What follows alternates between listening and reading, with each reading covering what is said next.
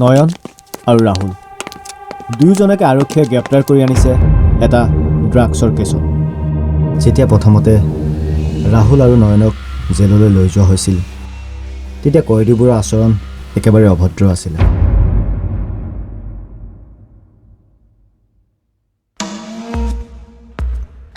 তেতিয়া নয়ন আৰু ৰাহুলে ভাবিলে জেলত কিবা এটা পজিটিভ এনাৰ্জি আনিব লাগিব।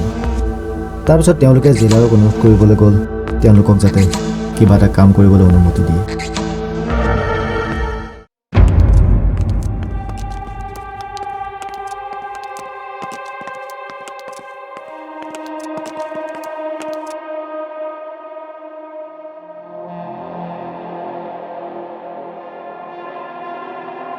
ছাৰ, আমাক কাম লাগিছিলে।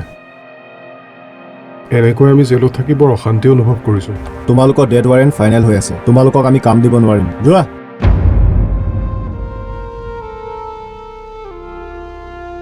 নিৰাশ হৈ পৰিছিল নয়ন আৰু ৰাহুল। উভতি গৈছিল জেলাৰৰ ৰুমৰ পৰা। আৰু 2 বছৰৰ পাছত তেওঁলোকক কাম কৰাৰ অনুমতি প্ৰদান কৰিছিল জেলাৰে। তেওঁলোকৰ দুজন বন্ধুৱে জেলত আহি তেওঁলোকক ছবি অঁকাৰ সামগ্ৰীখিনি যোগান ধৰিছিলে।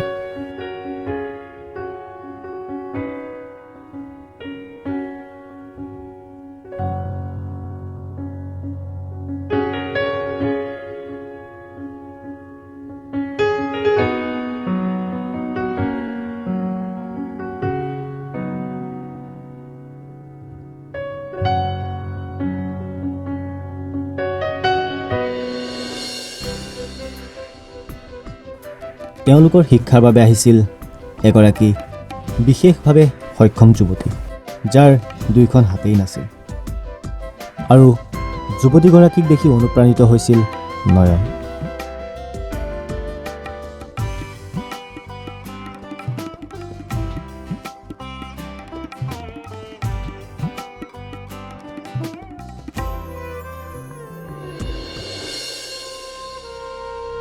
মই ভাবিছিলোঁ মই এইবোৰ কাম কৰি বহুত পইচা ইনকাম কৰিব পাৰিম।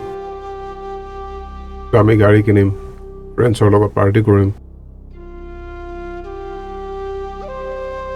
কিন্তু তোমাক দেখাৰ পিছত এনেকুৱা অনুভৱ হৈছে যেন মই ভবাবোৰ ভুল আছিল। মই এতিয়া এনেকুৱা এটা কাম কৰিব বিচাৰোঁ যিটোক লৈ মোৰ মা দেউতাই মোৰ ওপৰত গৌৰৱ কৰিব পাৰে। তোমাৰ পৰিচয় কামতহে, আৰু কামৰ কাৰণে কোনো ঠাই প্ৰয়োজন নহয়।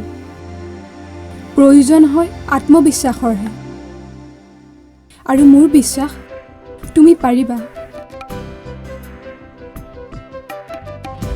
মাত্ৰ কেইদিনমানৰ ভিতৰতেই নয়ন আৰু ৰাহুলে জেলৰ পৰিৱেশ সলনি কৰি পেলাইছিল।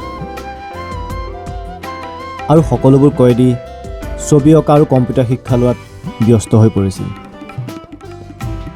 আৰু বিশেষভাৱে সক্ষম যুৱতীগৰাকীয়েও তেওঁলোকক শিক্ষা দিয়াত কোনো ধৰণৰ ক্ৰুটি ৰখা নাছিল।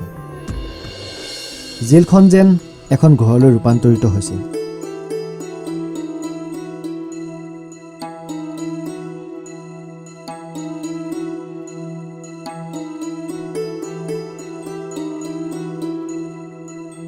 সকলোবোৰ কয়দীৰ মাজত মিলাপ্ৰীতি বাঢ়ি গৈছিল।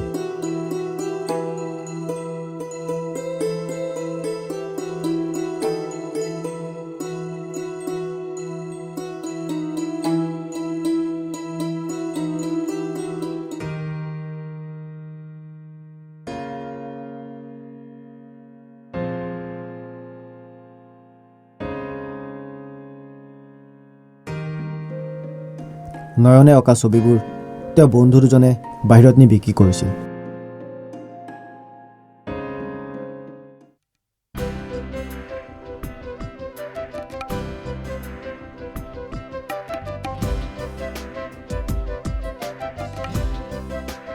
বিক্ৰী কৰি পোৱা পইচাবোৰ দুখীয়াক দান কৰিছিল।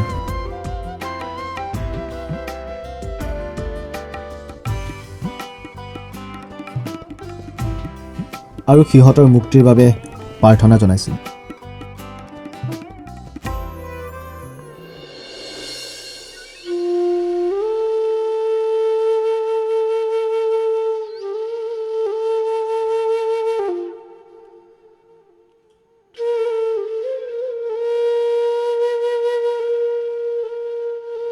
নয়নে নিজৰ জীৱনৰ ঘটনাটোক লৈ এখন ছবি আঁকিছিল।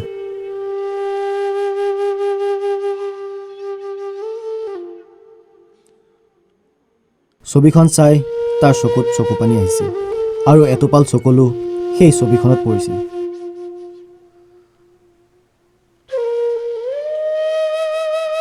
যিখন ছবি সকলোতকৈ বেছি দামত বিক্ৰী হৈছিল আৰু নয়ন সকলোৰে বাবে মৰমৰ হৈ উঠিছিল।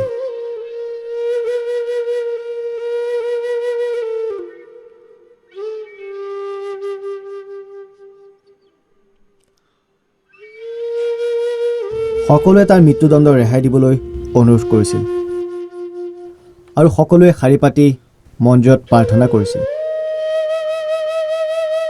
যিবোৰ কাণ্ট্ৰিত ডেথ পেনাল্টি অলৰেডি নাইকিয়া হৈছে, তাতো ক্ৰাইম হয়, তাতো শাস্তি দিয়ে। আমাৰ ইয়াতো সেইটো হোৱাটোৱে বিচাৰোঁ। পাপক ঘিণ কৰিবা, পাপিক নহয়।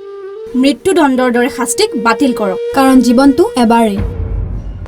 কিন্তু এদিন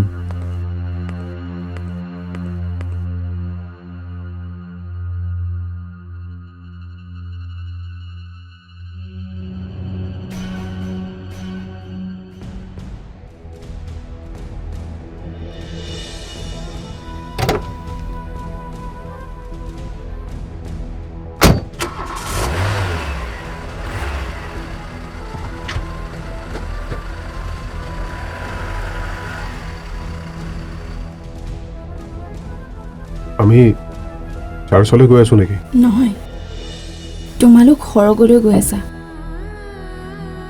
তাত আমাক কোনোবাই মাৰি পেলাব নেকি? নাই, নামাৰে। তাত তোমালোকক মৰমত ৰখা মানুহ বহুত পাবা।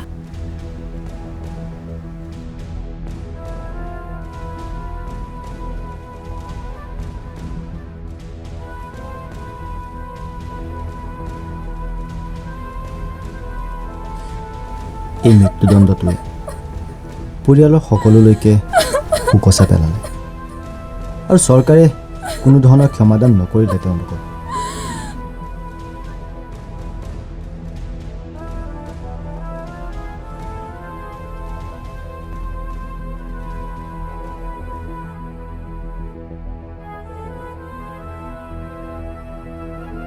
ময়ো মোৰ দাদাক 5 বছৰ আগতেই হেৰুৱাইছিলোঁ ড্ৰাগছৰ কাৰণে। তাকো গুলীয়াই হত্যা কৰা হৈছিল। মই বুজি পাইছোঁ সিহঁতৰ পৰিয়ালত যে কি অৱস্থা হৈছে। মই মোৰ সন্তানক বিদায় দিবলৈ আহিছোঁ। মই আৰু তাক কেতিয়াও দেখা নাপাওঁ।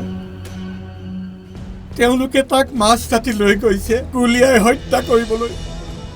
সি সম্পূৰ্ণৰূপে সুস্থ, সি ধুনীয়া আছিলে। মই চৰকাৰক বাৰে বাৰে অনুৰোধ কৰিছিলোঁ তাক যাতে মৃত্যুদণ্ড নিদিয়ে।